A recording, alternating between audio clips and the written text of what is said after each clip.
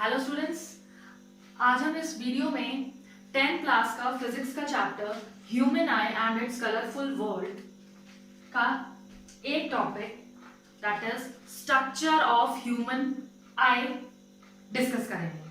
ठीक है, तो स्ट्रक्चर ऑफ ह्यूमन आई में हम सबसे पहले will going to make the diagram of the human eye. ठीक है, ये हम आइज का डायग्राम ड्रॉ करते हैं।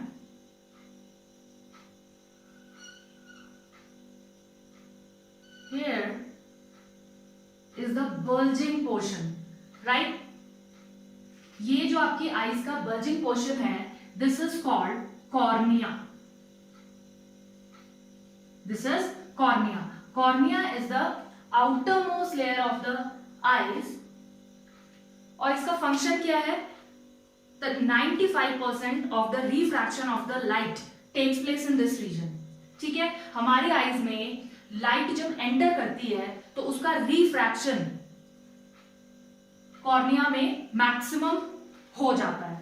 ठीक है, 95% of the refraction takes place in cornea itself. After that cornea के बाद हमारी लाइट जो है वो कहां फॉल करती है? आइरिस पे। Now what is iris? आपने देखा होगा कि डिफरेंट आइज कलर होते हैं। किसी की आइज ग्रीन होती है, ग्रे होता है, black, brown. That is due to the iris. ठीक है, iris is responsible for the different colours of the human eye. ठीक है, और आइरिस का जो फंक्शन है वो मैं आपको भी बताती हूं। आइरिस के सेंटर में जो होता है दैट इज प्यूपिल। ठीक है, this is iris and this centre part is प्यूपिल। आप अपनी आईज में देखो, जो हमारा एकदम स्पॉट है सेंटर में एक होल है, दैट इज कॉल्ड प्यूपिल। ठीक है, अब नाउ आइरिस का फंक्शन क्या है? Iris controls the amount of light entering in our eye through pupil. ठीक है, ये जो आइरिस होता है ये क्या करता है? जब कॉन्ट्रैक्ट होता है तो size of pupil becomes bigger, तो more amount of light enters in our आई।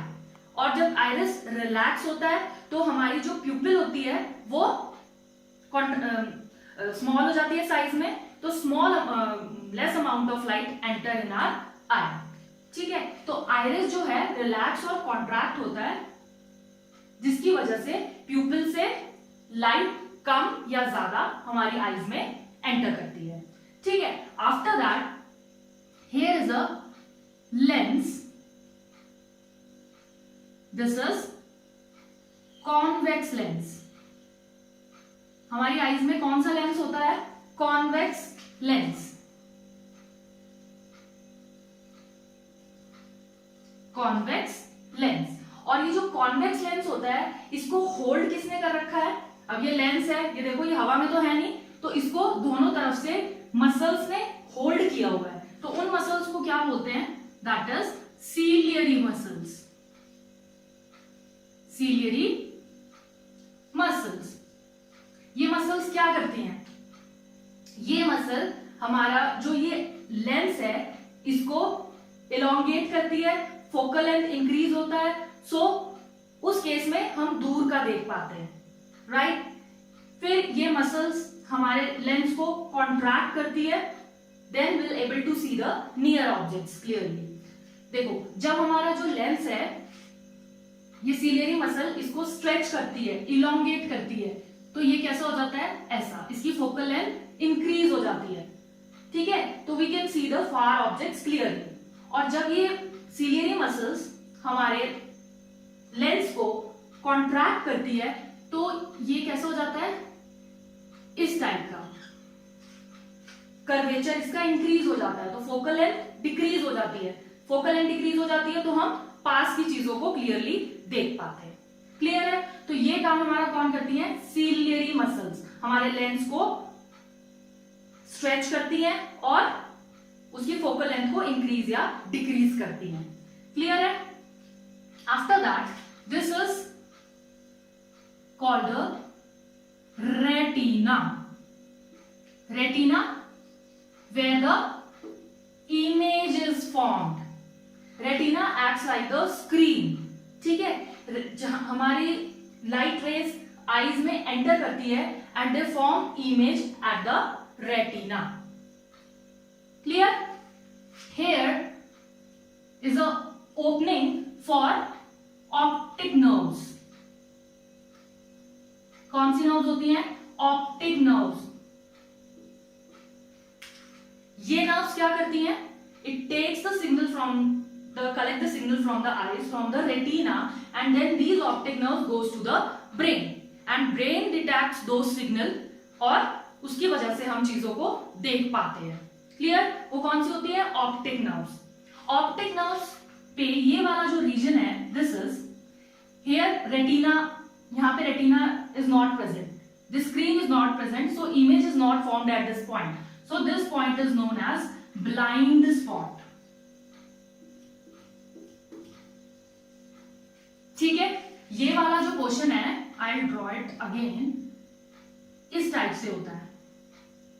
यहां पे ये ऑप्टिक नर्व जो है ब्रेन में जाती हैं. तो आपका ये रेटिना है, हियर इज रेटिना. तो जो भी आपकी इमेज इस पे फॉर्म होगी स्क्रीन पे, वो आपको देख पाएंगे. लेकिन इस रीजन पे no image is formed because there is an opening for the optic nerves which goes to the brain. So here no image is detected. So this spot is known as blind spot. Clear? Retina में, जो retina है, यहां पे हमारे sensors present होते हैं. ठीक है, दो सेंसर्स हैं. Two types of sensors are there. First is rod cells and second is cone cells. Clear? Cone cells are sensitive to colors. Sensitive to colors. And rod cells are sensitive to light. Sensitive to light. अब देखो, आपने सुना होगा कुछ लोगों में colour blindness हो जाती है ना. They lose the ability to detect certain colours, है ना. किसी को ग्रीन कलर नहीं दिखता, रेड नहीं दिखता. तो उसमें क्या होता है, जो कोन सेल्स होते हैं उनके रेटिना में, वो एब्सेंट होते हैं. पूरा जो फुल्ली कलर, कुछ कलर्स को डिटेक्ट करने के सेंस नहीं होते. तो जो उस पर्टिकुलर कलर्स को सेंस करने के सेल्स हैं, वो कोन सेल्स एब्सेंट होते हैं in case of colour blindness.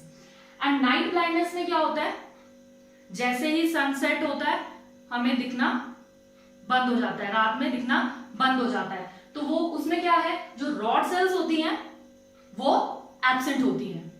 ठीक है, तो rod cells are sensitive to light and cone cells are sensitive to colours. Clear? अब इसमें एक और बात है, जो ये कैसा लेंस है, this is a convex lens. And हमने लाइट वाले चैप्टर में कॉन्वेक्स लेंस के जब रे डायग्राम्स ड्रॉ किए हैं, तो आपने उसमें देखा है कि जो कॉन्वेक्स लेंस होता है उसमें कैसी इमेजेस बनती है. Most of the time we have made the 6 ray diagrams, और आपने देखा है कि 5 में कैसी इमेज बनती है, रियल एंड इनवर्टेड इमेज बनती है ना. मतलब जैसे हम यहाँ पे कोई चीज देखते हैं, कोई ऑब्जेक्ट है, तो यहाँ पे रेटिना पे उसकी कैसी इमेज बनेगी. ये कैंडल है, ये हम ऑब्जेक्ट देख रहे हैं, तो हमारे रेटिना पे कैसी इमेज फॉर्म्ड होगी, इनवर्टेड, उल्टी इमेज फॉर्म होगी. लेकिन हमें तो सीधा दिखाई देती है हर चीज, तो वो कैसे. तो जब ये इन्वर्टेड इमेज फॉर्म होगी, तो यहां से ऑप्टिक नर्व जो है सिग्नल कहां पहुंचाएगी, ब्रेन में. ब्रेन फिर उस इमेज को देखेगा, उसको डिकोड करेगा, और फिर हमें वो चीज सीधा करके दिखाएगा. क्लियर है? तो इसलिए रेटिना पे जो है हमारी इमेज जो बनती है वो रियल एंड इन्वर्टेड बनती है. After that signals goes to the brain with the help of optic nerves.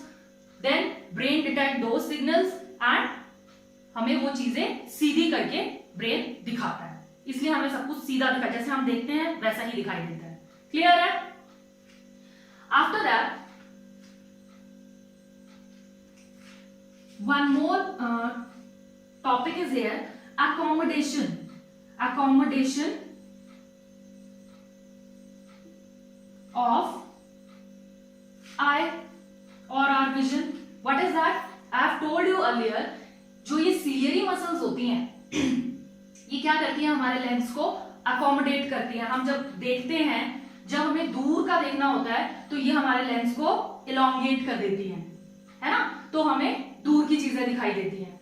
और जब हमें पास का देखना होता है तो ये हमारे लेंस को कॉन्ट्रैक्ट कर देती है, तो हमें पास का दिखाई देता है। तो that is called the accommodation of vision. Clear है? और इसमें यहां पे आपको पता है aqueous humor is present. Aqueous humor, this is what? This is fluid filled cavity. ठीक है, ये हमारे आईज को जर्क्स से बचाता है। It act as a shock absorber. ठीक है, यहां पे aqueous humor and here it is vitreous humor. Vitreous humor. So both are fluid filled cavity and it act as a shock absorbers. Okay, so this is the structure of human eye. आपके exam में 3 number का question सीधे सीधे आ जाता है कि draw and label the structure of human eye. ठीक है, और समटाइम्स आपको ह्यूमन आई दे देते हैं and you have to label the diagram. ठीक है, तो 3 नंबर का क्वेश्चन इसमें से बनता है structure of human I. Clear है? इसमें हमारा जो आईज है उसमें नियर पॉइंट कितना होता है,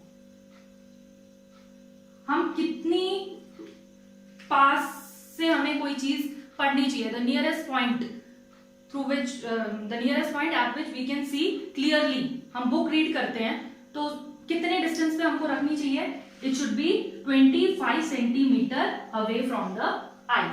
for I am talking about the healthy human eye.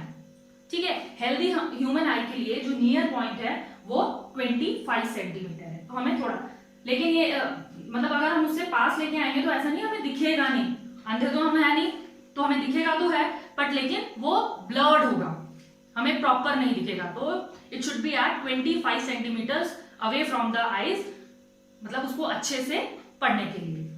ठीक है, और फारदेस्ट पॉइंट कितना है हेल्दी ह्यूमन आई का? That is infinity.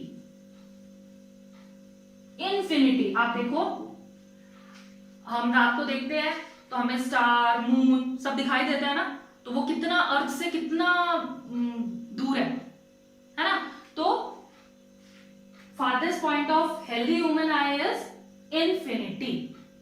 क्लियर है? तो ये हमारा था स्ट्रक्चर ऑफ ह्यूमन आई।